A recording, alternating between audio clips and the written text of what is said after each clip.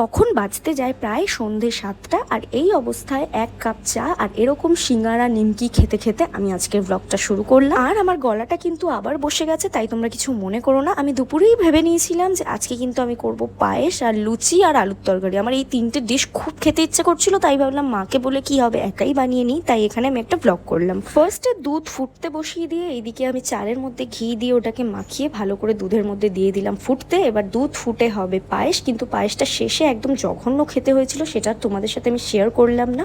এখন তোমরা দেখে যদিও বুঝতে পারবে না যে কোথায় জঘন্য হয়েছে, দেখে তো ভালোই লাগছে। আসলে আমি চালের পরিমাণটা বেশি আর দুধের পরিমাণটা কম দিয়েছি, যাতে একদম লাস্টে শুকনো শুকনো হয়ে গেছে। সেটা তোমরা লাস্টে দেখলে বুঝতে পারবে। একটু নিজের ক্লিপ নিয়ে এখন ময়দা মেখে এখন কাটছি আলু। আর তোমরা আমাদের ব্লগ দেখতে দেখতে এতদিনে তো জেনেই গেছো আমি ঘরে যেমন কিছু হোক রান্না করলেই আমি একজনকে সসম্মানে নিমন্ত্রিত করি। তাই এই যে নিমন্ত্রণ পেয়ে চলে এসছে আমাকে হেল্প করতে। আমি এদিকে ঘেমে গিয়ে কষ্ট করছি দেখো ও পেঁয়াজ ছাড়িয়ে আমাকে অনেক হেল্প করে দিয়েছিল। তারপর আমি এখানে তরকারিটা বসিয়ে দিয়েছি আর এখানে আমি এখন ভাজছি। পেঁয়াজ ছাড়িয়ে দিয়ে কাঁদতে কাঁদতে ঘরে চলে গিয়ে ও মা দেখি এখানে ও আর আমার মা মিলে এখানে ক্রিমিনাল জাস্টিস দেখছে। তারপর আমি আবার চলে এলাম তরকারিটা এখানে ফুটছে দেখতে। আর এখানে আমি তেল গরম বসিয়ে দিয়েছি, কারণ হবে লুচি ভাজা। এমনিতে আমি লুচি গোল বেলতে পারি না, তবে আজকে কেন জানি না জানতাম যে লুচিটা একটু হলেও গোল হবে, কারণ আমি ময়দাটা মাখার সময় সুন্দর করে নরম করে ভালো করে ময়ম দিয়ে ময়দাটা মেখেছিলাম। আর এখন তো দেখছি লুচিটা ফুলেছেও ভালো, তবে ওই বেশি খুশি মোটে হতে নেই। প্রথমে একটাই দেখলাম ভালো ফুলেছে, তারপরে ওই যেমন তেমন একদম নেতিয়ে পড়েছে সব লুচিগুলো। তাই বেশি খুশি প্রথমে কেউ হওয়া উচিত না। আর আমি তো আবার নিয়মে বাঁধা, মানে যে লুচিগুলো ফুলবে সেগুলো গোল হবে না, আর যেগুলো গোল হবে সেগুলো ফুলবে না। এটাই আমার লুচি মানে করলে আমি এটাই হয় সবসময়। যাই হোক, একজন আবার খুব তাড়াহুড়ো নিয়ে এসেছে, তাই জন্য আমি তার জন্যই আগে লুচিগুলো ভাজছি, তাকেই আগে দেবো বলে এখানে আমি সাজিয়ে নিয়েছি। আর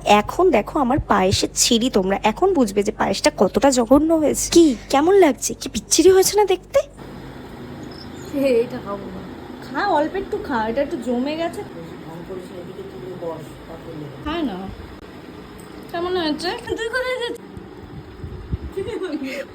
আচ্ছা, খাওয়া দাওয়ার পর আমাদের সমস্ত নতুন জামাগুলো ওকে বের করে দেখানো হচ্ছিল। আর এর মধ্যেই আমার ভাই কোথা থেকে পিৎজা নিয়ে চলে এসেছে। দেখো, 2টো ডমিনোজের পিৎজা। আসলে ও গেছিল টিচার্স ডেতে নাচের ক্লাস থেকে, ওখান থেকেই ও এগুলো নিয়ে চলে এসেছে একদম ওর বাড়ি যাওয়ার পথে। আর পিৎজা দেখে কারই না ভালো লাগে বলো তো? আমরাও সবাই খুব খুশি হয়ে গেছিলাম দেখে, আর সবাই মিলে একসাথে খুব মজা করে খেয়েছিলাম। অর্ধেক পিৎজা খাওয়ার পর মনে পড়েছে চিলি ফ্লেক্স, অরিগানো এগুলো সব রয়েই গেছে, এগুলো দেওয়াই হয়নি। এখন এই যে চলে যাচ্ছেন ইনি টাটা করতে। ওনার সাথে সাথে তোমাদেরকেও সবাইকে টাটা। ব্লগটা কেমন লাগলো আমাকে অবশ্যই জানিও।